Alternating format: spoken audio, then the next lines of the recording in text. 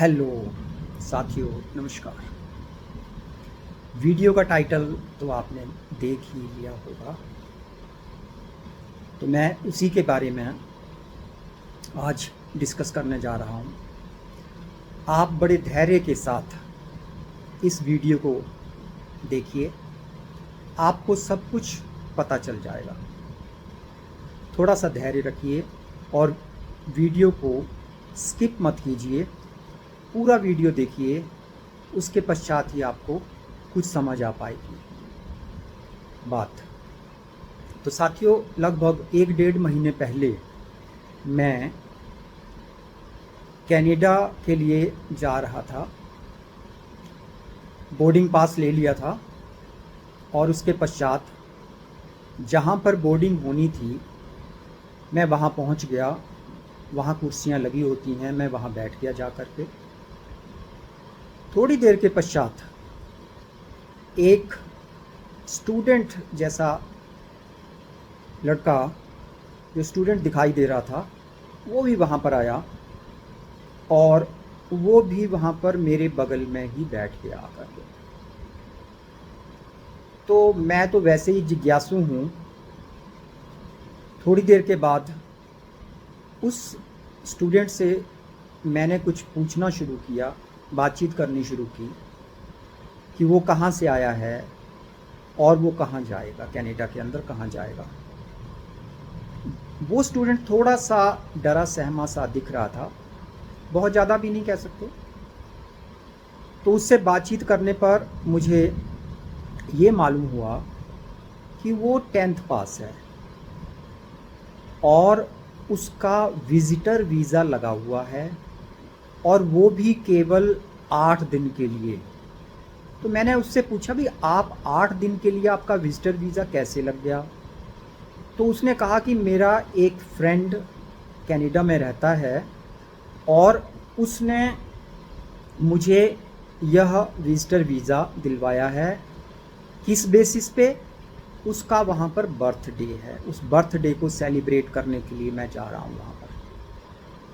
तो उस स्टूडेंट के पहनावे से और उसकी बातचीत से, क्योंकि वो केवल मैट्रिकुलेट था, लगभग उसके बाद मैट्रिकुलेशन के बाद बोलता है कि मैंने 3-4 वर्ष जो है यहीं पर कुछ काम भी किया, यानी लगभग 20-22 साल का लग रहा था मुझे वो विद्यार्थी। तो मेरी जिज्ञासा थोड़ी सी और उसके प्रति बढ़ती जा रही थी। मैंने कहा भी, आपने एक बर्थडे मनाने के लिए कितना पैसा इन्वेस्ट किया? तो उसने मुझे बताया कि मैंने पासपोर्ट बनवाया, इसके अलावा मुझे विज़िटर वीज़ा लेने के लिए लगभग 5,000 रुपये और लगे और लगभग 1,20,000 की रिटर्न टिकट भी लगी। यानी कि लगभग आप मोटा मोटा लगा के चलिए तो आप ये समझ सकते हैं कि लगभग 1.5 लाख रुपया तो अवश्य लग ही गया होगा कम से कम, सारा ये काम करने के लिए। तो मुझे उसकी स्थिति नहीं लग रही थी ऐसी कि वो 1.5 लाख भी खर्च करे। तो मैंने कहा कि आपने फिर पैसे का इंतज़ाम कहाँ से किया?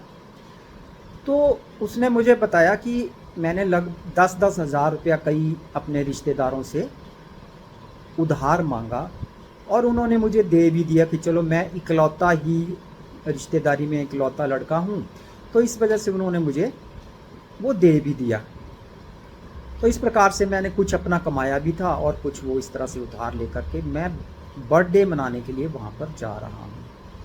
तो मुझे समझ नहीं आया कि एक बर्थडे मनाने के लिए एक मैट्रिक पास लड़का क्यों कनाडा जाएगा और वो भी केवल 8 दिन के लिए, 8 दिन के बाद वापस आएगा। तो मुझे बड़ी हैरानी हुई उसका ये सारा बायोडाटा और उसकी बातें सुन कर के, जान कर के मैं थोड़ा सा हैरान परेशान रहा। खैर, बोर्डिंग हो गई, वो भी मुझे दिखाई दिया जहाज़ के अंदर जाता हुआ। तो उसके बाद मैंने उसको नहीं देखा। उतरते समय भी वो पहले ही आगे ही निकल गया काफ़ी तेज़ी से और मुझे दिखाई नहीं दिया।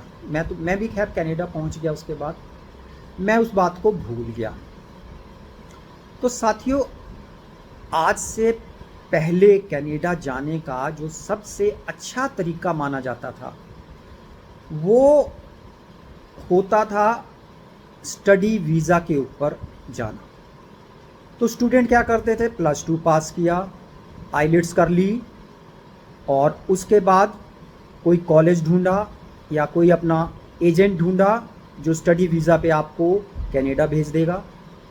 तो इस प्रकार से वो एजेंट जो है फीस वगैरह लेकर के और सारी सब कुछ करके उनको स्टडी वीज़ा दिलवा देता था।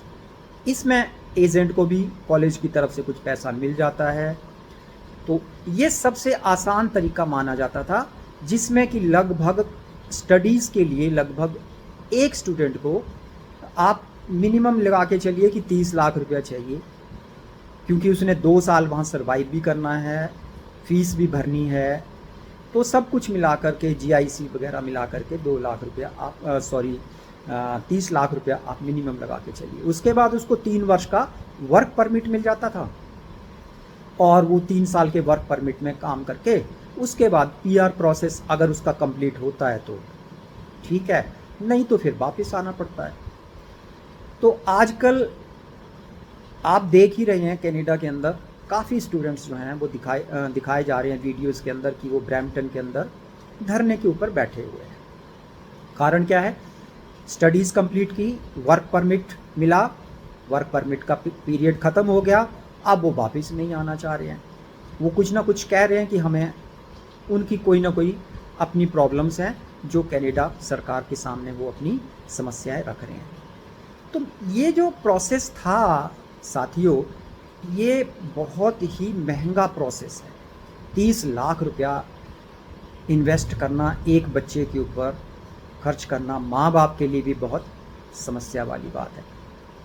और अंत क्या हो रहा है उस चीज़ का कि 2 साल स्टडीज़ की, कितनी मेहनत की होगी, साथ में काम भी किया होगा, और उसके बाद 3 साल का वर्क परमिट, कितनी कठिनाइयों को सहन करते हुए उन्होंने उन इंटरनेशनल स्टूडेंट्स ने 3 वर्ष का वो भी पीरियड पूरा किया होगा, फिर भी पीआर नहीं मिली, फिर भी वापस आने का संकट उनके सिर के ऊपर खड़ा है। कई जो हैं वो सुनने में आ रहा है कि लगभग 5,000 international student America border cross कर गया वहाँ पर एसाइलम क्लेम करने के लिए।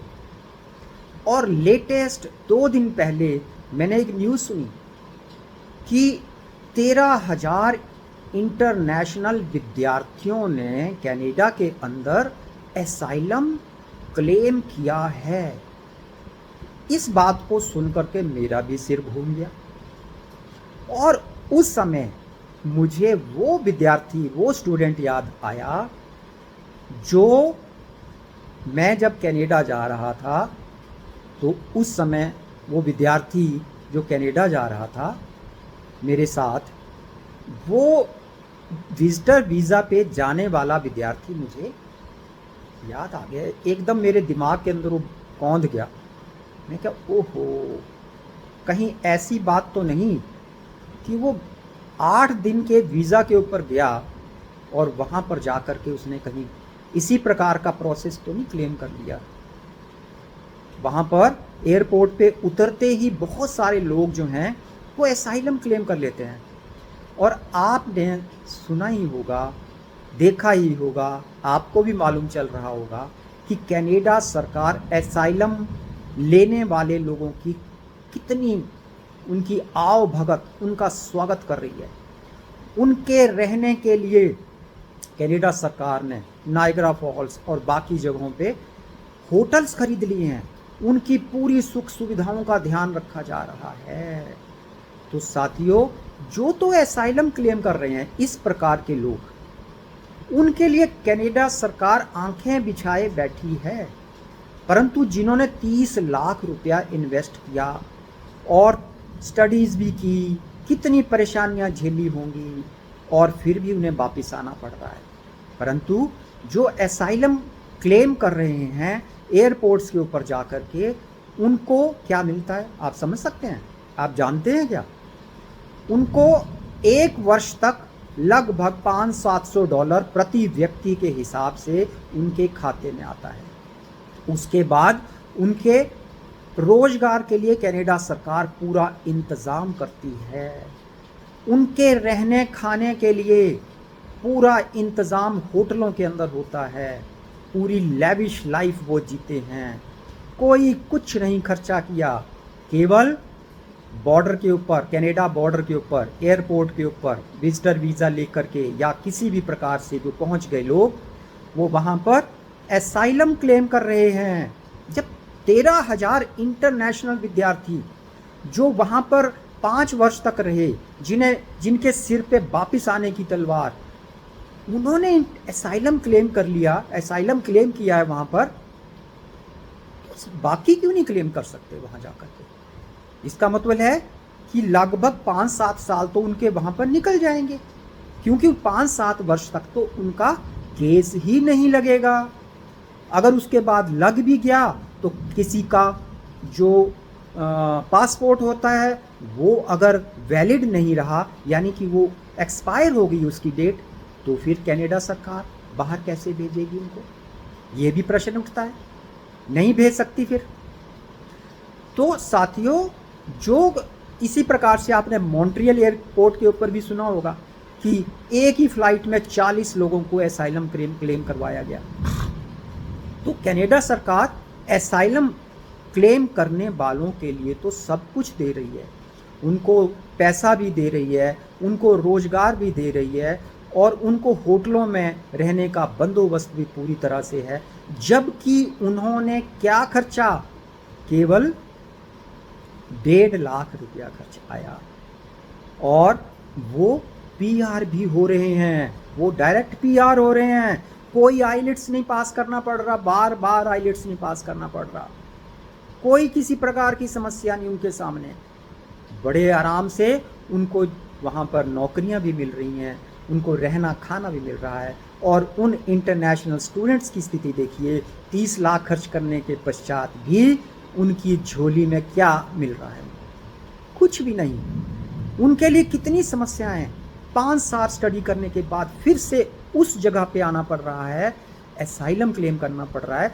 जो एक 10वीं पास विद्यार्थी वहाँ पर जाकर के पहली ही बार में एयरपोर्ट के ऊपर एसाइलम क्लेम करता है और तुरंत उसके लिए सारे दरवाजे खुल जाते हैं। तो साथियों, आप भी समझ सकते हैं कि कोई भी जा सकता है इस हिसाब से, चाहे 8वीं पास है, चाहे 10वीं पास है, चाहे बूढ़ा है, चाहे जवान है, चाहे 50 साल का है, चाहे 40 साल का है। केवल एक बार कैनेडियन एयरपोर्ट के ऊपर पहुंच गया, एसाइलम क्लेम कर लिया, तो उसकी बल्ले बल्ले। और बेचारे इंटरनेशनल स्टूडेंट्स जो वर्षों से वहाँ पर इंतज़ार में बैठे हैं कि उनको पीआर मिलेगी, साथियों उनको कुछ नहीं मिल पा रहा। वो कितने परेशान हैं, उनको रोज़ी रोटी का बंदोबस्त नहीं हो पा रहा। उनको वहाँ पर ब्रैम्पटन के अंदर जो सड़कों के ऊपर जो है टेंट लगा के बैठना पड़ रहा है, दिन रात बैठ रहे हैं, फिर भी कोई सरकार उनकी नहीं सुन रही है। तो आप समझ सकते हैं कि एसाइलम क्लेम करने वालों में और इंटरनेशनल विद्यार्थियों में, दोनों में से कौन बेहतर है? बहुत आसानी से आप समझ सकते हैं। ना कोई खर्चा, ना कोई समस्या, ना कोई पढ़ाई, और पीआर भी साथ साथ। साथियों, डॉलर भी साथ में, जॉब भी साथ में, रहना खाना भी फ्री में, सब कुछ फ्री में। तो साथियों, मैंने जो आपसे आपके सामने ये वीडियो टाइटल रखा, वो आपने देख लिया कि किस प्रकार से वो सत्य साबित हो रहा है। तो साथियों, मेरा भी उन इंटरनेशनल विद्यार्थियों के प्रति बहुत मुझे दुख होता है कि वो इस प्रकार से बैठे हुए हैं। तो साथियों, आपको अगर आज मेरा ये वीडियो पसंद आया और आप समझते हैं कि मैं आपके लिए अच्छे वीडियोस बना रहा हूं, तो आप इस वीडियो को ज़रूर लाइक करें, मेरे इस चैनल को सब्सक्राइब ज़रूर करें। आपको और आने वाले दिनों में और महत्वपूर्ण जानकारियां जो है वो मैं देता रहूँगा। तो इस चैनल को सब्सक्राइब भी करो और इस वीडियो को लाइक भी करो, शेयर भी करो। आपका बहुत बहुत धन्यवाद।